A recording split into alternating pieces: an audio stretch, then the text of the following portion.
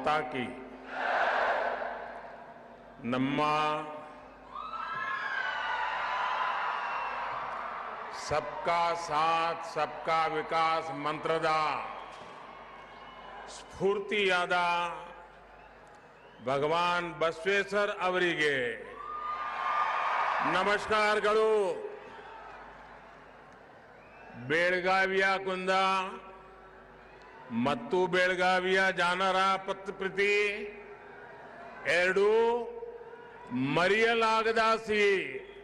ಬೆಳಗಾವಿಯ ನನ್ನ ಬಂಧು ಭಗಿನಿಯರಿಗೆ ನಮಸ್ಕಾರಗಳು.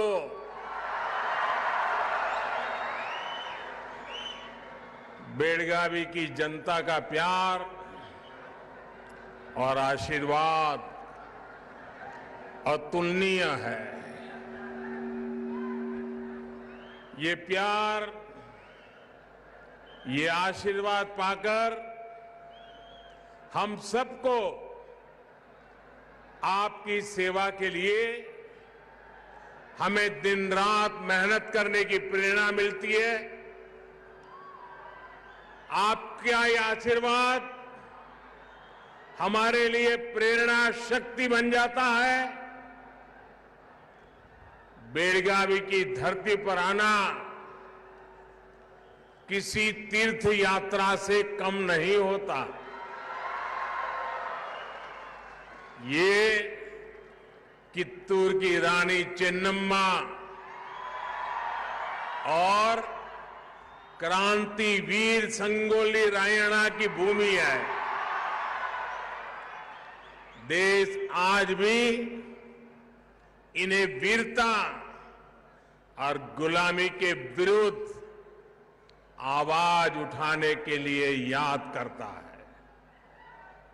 साथियों, आज की लड़ाई हो या फिर उसके बाद भारत का नवनिर्माण, बेलगावी की महत्वपूर्ण भूमिका हमेशा रही है.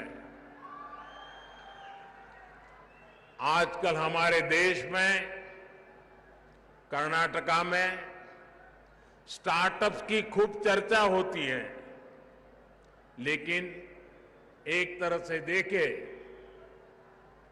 तो बेलगावी में तो 100 साल पहले ही स्टार्टअप्स की शुरुआत हो गई थी. 100 साल पहले. मैं आपको याद कराने आया हूं. बाबूराव पुसालकर जी ने 100 साल पहले यहां एक छोटी सी यूनिट की स्थापना की थी. तब से बेलगावी अनेक तरह की इंडस्ट्री के लिए इतना बड़ा बेस बन गया है. बेलगावी की इसी भूमिका ने डबल इंजन सरकार इस दशक में और सशक्त करना चाहती है. भाइयों और बहनों, आज जिन प्रोजेक्ट का लोकार्पण और शिलान्यास किया गया है, उनसे बेलगावी के विकास में नई गति आएगी.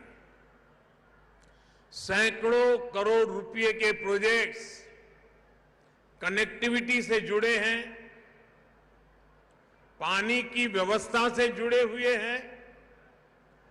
आप सभी को इन सारी विकास की योजनाओं के लिए इस क्षेत्र की प्रगति का एक मजबूत गति देने के इस अवसर पर मैं बहुत बहुत बधाई देता हूं.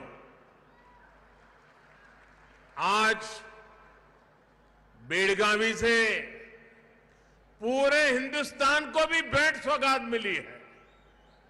हिंदुस्तान के हर किसानों को आज कर्नाटका से जोड़ा है, बेलगावी से जोड़ा है. आज यहां से पीएम किसान सम्मान निधि की एक और किस्त भेजी गई है. सिर्फ एक ही बटन दबाकर एक ही क्लिक पर देश के करोड़ों किसानों के बैंक खाते में 16,000 करोड़ रुपए पहुंचे हैं। यहां जो मेरे रायतू बंधु है ना, वो अपना मोबाइल देखेंगे तो मैसेज आ गया होगा। दुनिया के लोगों को भी अजूबा होता है। और इतनी बड़ी रकम 16,000 करोड़ रुपया पल भर में, और कोई बिचौलिया नहीं, कोई कटकी कंपनी नहीं, कोई करप्शन नहीं, सीधा सीधा किसान के खाते में।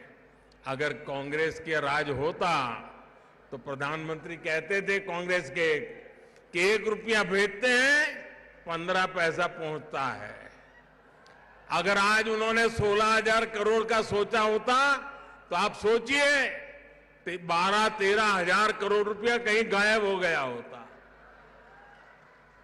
लेकिन ये मोदी की सरकार है।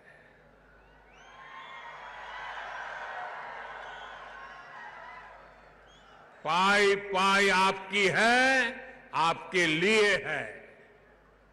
मैं कर्नाटका सहित पूरे देश के किसान भाई बहनों को बहुत बहुत बधाई देता हूं। होली के त्योहार के पहले मेरे किसानों को ये होली की भी शुभकामनाएं हैं। भाई और बहनों, आज का बदलता हुआ भारत हर वंचित को वरीयता देते हुए एक के बाद एक विकास के काम कर रहा है। हमारे देश में दशकों तक छोटे किसानों को भी नजरअंदाज किया गया था। भारत में 80-85% छोटे किसान हैं। अब यही छोटे किसान भाजपा सरकार की प्राथमिकता में है। पीएम किसान सम्मान निधि के माध्यम से अब तक देश के छोटे किसानों के बैंक खातों में करीब करीब 2.5 लाख करोड़ रुपए जमा कराए जा चुके हैं। आप बोलेंगे कितने किए? 2.5 लाख करोड़। कितने कितने कितने 2.5 लाख करोड़ रुपया किसानों के बैंक खातों में जमा हुए हैं। इसमें भी 50,000 करोड़ रुपए से ज्यादा पैसे हमारी जो माताएं बहनें किसानी के करती हैं उनके खाते में जमा हुए हैं। ये पैसे किसानों की छोटी छोटी जरूरतों को पूरा कर रहे हैं।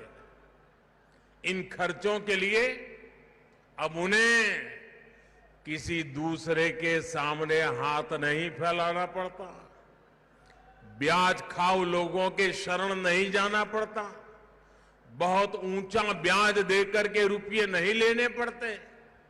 साथियों, साल 2014 के बाद से देश लगातार कृषि में एक सार्थक बदलाव की तरफ बढ़ रहा है। भाजपा सरकार में हम कृषि को आधुनिकता से जोड़ रहे हैं, कृषि को भविष्य के लिए तैयार कर रहे हैं। साल 2014 में जब देश ने हमें सेवा करने का अवसर दिया तो भारत का कृषि के लिए बजट, ये आंकड़ा याद रखोगे आप लोग? याद रखोगे? जरा जोर से तो बोलिए, याद रखोगे? देखिए, जब हम आए थे 2014 में सेवा के लिए, आपने मौका दिया था, तब भारत का कृषि बजट 25,000 करोड़ रुपए था। कितना कितना इस वर्ष हमारा कृषि बजट 1,25,000 करोड़ रुपए से ज्यादा है, यानी 5 गुना।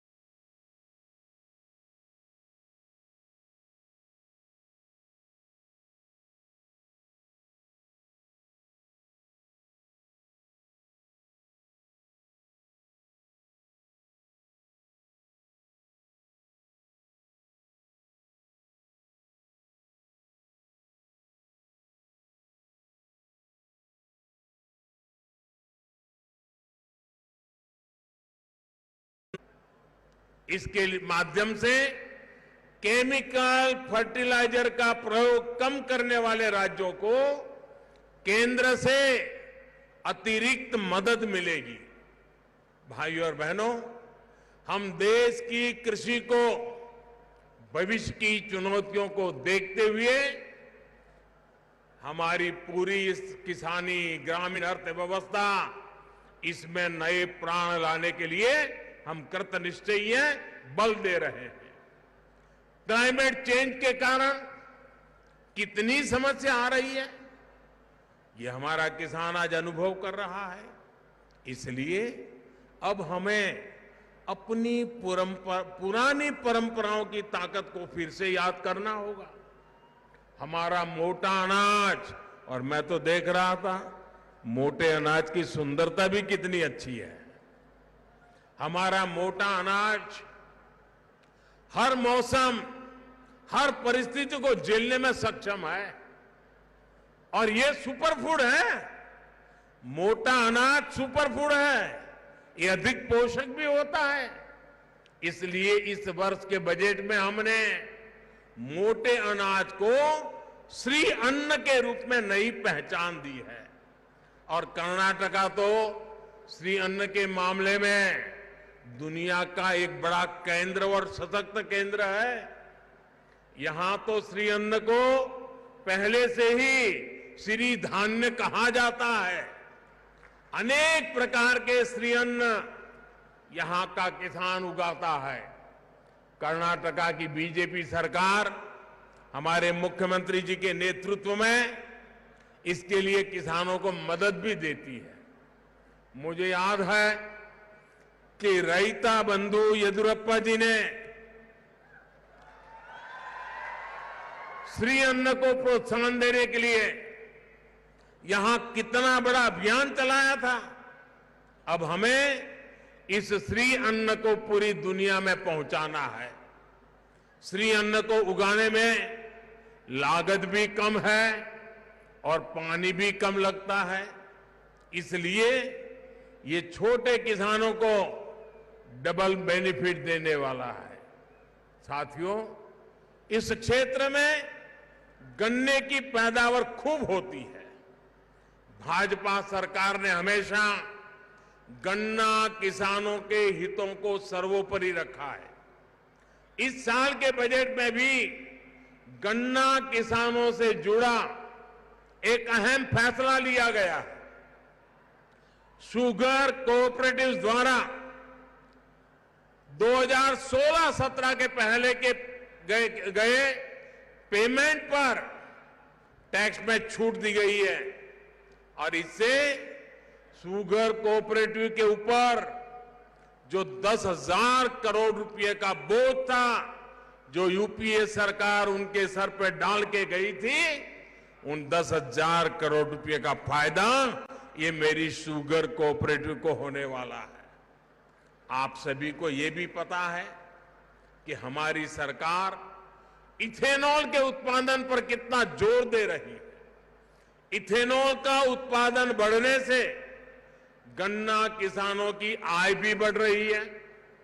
बीते 9 वर्षों में पेट्रोल में इथेनॉल की ब्लेंडिंग को बढ़ाकर 1.5% से 10% किया जा चुका है। अब सरकार पेट्रोल में 20% इथेनॉल ब्लेंडिंग का लक्ष्य लेकर चल रही है। जितना ही देश इस दिशा में आगे बढ़ेगा, उतना ही हमारे गन्ना किसानों को भी फायदा होगा।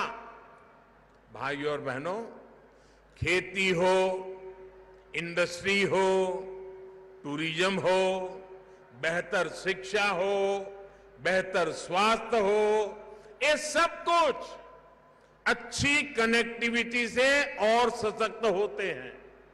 इसलिए बीते वर्षों में हम कर्नाटका की कनेक्टिविटी पर बहुत अधिक फोकस कर रहे हैं।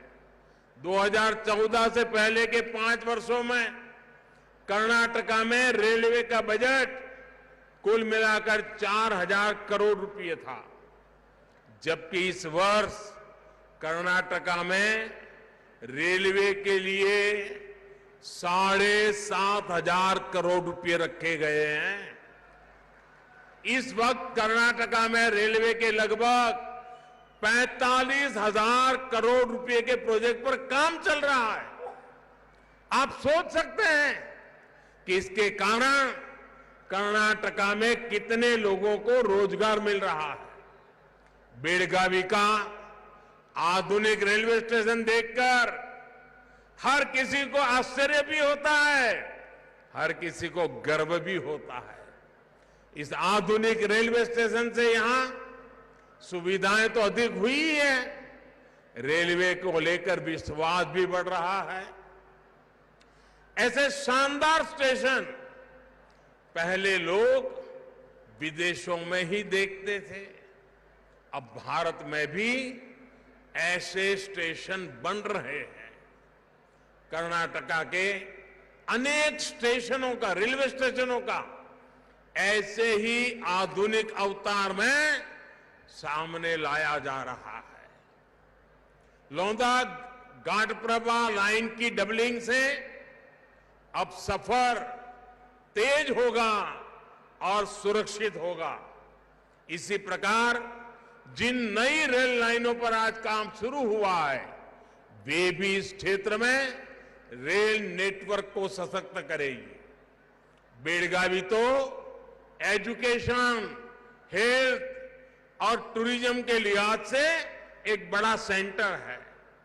ऐसे में अच्छी रेल कनेक्टिविटी से इन सेक्टर्स को भी लाभ होगा। भाइयों और बहनों, भाजपा की डबल इंजन सरकार तेज विकास की गारंटी है। डबल इंजन सरकार कैसे काम करती है, इसका उदाहरण जल जीवन मिशन है, साल 2019 तक कर्नाटका के गांवों में सिर्फ 25% परिवारों के पास घर में नल से पानी के लिए कनेक्शन था। आज कर्नाटका में नल से जल की कवरेज डबल इंजन सरकार के कारण, हमारे मुख्यमंत्री जी के सक्रिय प्रयासों के कारण आज कवरेज 60% से अधिक हो चुकी है। यहां बेलगावी के भी 2 लाख से भी कम घरों में नल से जल आता था। आज ये संख्या 4.5 लाख पर पार कर चुकी है। हमारी गांव की बहनों को पानी के लिए भटकना न पड़े, सिर्फ इसी के लिए ही इस बजट में 60,000 करोड़ रुपए दिए गए हैं। भाइयों और बहनों, बीजेपी सरकार समाज के हर उस छोटे से छोटे वर्ग को सशक्त करने में जुटी है जिसकी पहले की सरकारों ने सूद नहीं ली थी। बेलगावी तो कारीगरों, हस्तशिल्पियों का शहर रहा है। ये तो वेणुग्राम यानी बांस के गांव के रूप में मशहूर रहा है। आप याद कीजिए, पहले की सरकारों ने लंबे समय तक बांस की कटाई पर रोक लगा दी थी। हमने कानून बदला और बांस की खेती और व्यापार के रास्ते खोल दिए। इसका बहुत बड़ा लाभ बांस का काम करने वाले कलाकारों को हुआ है। बांस के अलावा यहां दूसरे क्राफ्ट का काम भी खूब होता है। इस वर्ष के बजट में पहली बार ऐसे साथियों के लिए हम पीएम विश्वकर्मा योजना लेकर आए हैं। इस योजना से ऐसे सभी साथियों को हर प्रकार की मदद दी जाएगी। साथियों, आज जब मैं बेलगावी आया हूं तो एक और विषय पर अपनी बात रखना जरूर चाहूंगा। मैं आपको याद दिलाना चाहता हूं कि कांग्रेस किस तरह कर्नाटका से नफरत करती है। कर्नाटका के नेताओं का अपमान कांग्रेस की पुरानी संस्कृति का हिस्सा है। जिस किसी से भी कांग्रेस के परिवार विशेष को दिक्कत होने लगती है, उसकी कांग्रेस में बेइज्जती शुरू कर दी जाती है। इतिहास गवाह है कि कांग्रेस परिवार के आगे एस निजलिंगप्पा और वीरेंद्र पाटिल जी जैसे नेताओं का अपमान कैसा किया गया था, हर कर्नाटक के लोग जानते हैं। अब एक बार फिर कांग्रेस का एक विशेष परिवार के आगे कर्नाटका के एक और नेता का अपमान किया गया है। साथियों, इसी धरती के संतान 50 वर्ष जिनका संसदीय कार्यकाल रहा है, ऐसे श्रीमान मल्लिकार्जुन खड़गे जी का मैं बहुत सम्मान करता हूं। उन्होंने जनता की सेवा में अपने से जो कुछ भी हुआ करने का प्रयास किया है। लेकिन उस दिन मैं देखकर बहुत दुखी हो गया जब कांग्रेस का अभी अधिवेशन चल रहा था छत्तीसगढ़ में, उस कार्यक्रम में सबसे बड़ी आयु के व्यक्ति, राजनीति में सबसे सीनियर, वहां पर खड़गे जी मौजूद थे और वो उस पार्टी के अध्यक्ष थे। धूप थी, जो भी सब खड़े थे उन सबको धूप लगना बहुत स्वाभाविक था, लेकिन धूप में वो छतरी का सौभाग्य कांग्रेस के सबसे बड़ी आयु वाले, सबसे सीनियर कांग्रेस के प्रमुख खड़गे जी के नसीब नहीं हुआ। बगल में किसी और के लिए छाता लगा गया था। ये बताता है, कहने को तो खड़गे जी कांग्रेस अध्यक्ष हैं, लेकिन कांग्रेस में जिस तरह उनके साथ बर्ताव होता है वो देखकर पूरी दुनिया देख भी रही है और समझ भी रही है कि रिमोट कंट्रोल किसके हाथ में है। परिवारवाद के इसी संकंजे में आज देश की अनेक पार्टियां जकड़ी हुई हैं। इसी शिकंजे से हमें देश को मुक्त कराना है। इसलिए कांग्रेस जैसे दलों से कर्नाटक के लोगों को भी सतर्क रहना है। और ये कांग्रेस के लोग इतने निराश हो गए हैं, इतने निराश हो गए हैं, अब तो वो सोचते हैं जब तक मोदी जिंदा है उनकी दाल गलने वाली नहीं है। और इसलिए सारे आजकल कह रहे हैं मर जा मोदी, मर जा मोदी, नारे बोल रहे हैं मर जा मोदी। कुछ लोग कब्र खोदने में बिजी हो गए हैं। वो कह रहे हैं मोदी तेरी कब्र खुदेगी।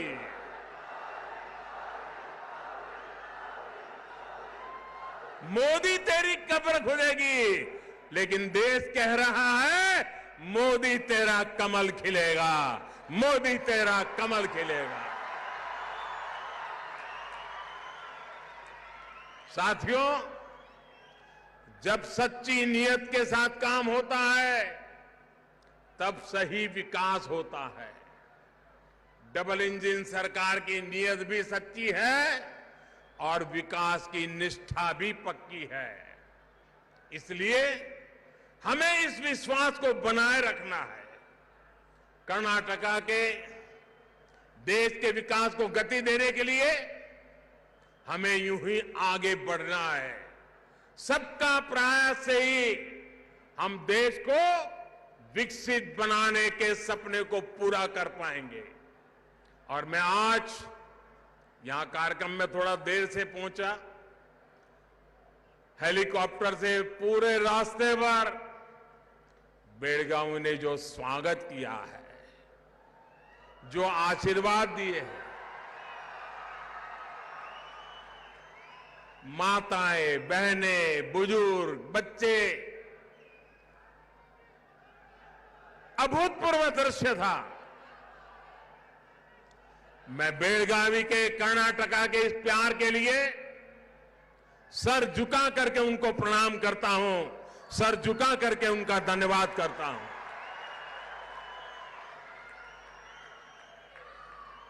आज की मेरी कर्नाटका की यात्रा भी विशेष है, क्योंकि आज सुबह मैं शिवमोगा में था और वहां पर एयरपोर्ट कर्नाटका की जनता को सुपुर्द करने का मुझे सौभाग्य मिला। लेकिन साथ साथ हमारे वरिष्ठ नेता येदियुरप्पा जी का जन्मदिन की शुभकामनाएं देने का भी मौका मिला।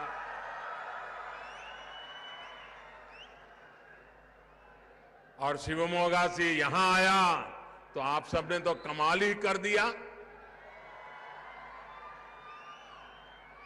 ये प्यार, ये आशीर्वाद, मैं आपको विश्वास दिलाता हूं, बेलगावी के मेरे प्यारे भाइयों बहनों, कर्नाटका के मेरे प्यारे भाइयों बहनों, मैं आपको विश्वास दिलाता हूं, ये आप जो मुझे प्यार दे रहे हैं ना, आप जो हम सबको आशीर्वाद दे रहे हैं ना, मैं इसे ब्याज समेत लौटाऊंगा। और कर्नाटका का विकास करके लौटाऊंगा, बेलगावी का विकास करके लौटाऊंगा। फिर एक बार आपको बहुत बहुत धन्यवाद। मेरे साथ बोलिए भारत माता की, भारत माता की, भारत माता की। बहुत बहुत धन्यवाद।